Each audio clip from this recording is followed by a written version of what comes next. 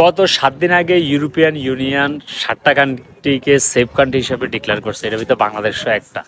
তবে এটা করার একমাত্র কারণ হচ্ছে যে আগে আসলে দেশে আসলে 17 বছর শাসন করছে, মানুষ দেশে যাইতে পারে নাই, মানুষ মানে ইসলাম ক্লেম করছে ইউরোপে আসিয়া বলছে যে আমরা দেশে গেলে আমরা আপা বাঁধিয়ে লাগবো, ঢুকতে দিতেছে না, দেশে হামলা করতেছে। এখন যেহেতু আপা নাই, বাংলাদেশের ডেমোক্রেসি আস্তে আস্তে আসতেছে, ডক্টর ইউনূস সাহেব দেশ কন্ট্রোল করে ফেলাইতেছেন। এই কারণে ইউরোপিয়ান ইউনিয়নরা বাংলাদেশকে একটা সেফ কান্ট্রি হিসেবে ডিক্লেয়ার করছে।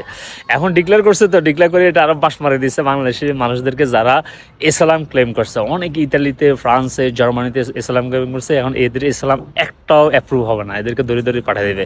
তবে এটা আমাদের কমিউনিটি হিসাবে, আমাদের বাংলাদেশের সবার নাগরিকদের জন্য আসলে একটা দুঃখজনক একটা নিউজ, ঠিক আছে। তবে আপনারা যারা মানে ইসলাম যদি ফেল হয়, তাহলে যদি দেশে যাইতে চান তাড়াতাড়ি যান, যাই ওখানে কোনো একটা ফিউচার করার জন্য ট্রাই করেন। ডিপ্রেস হবেন না, হতাশ হবেন না, লাইফ এখানে শেষ না, ঠিক আছে। Good luck.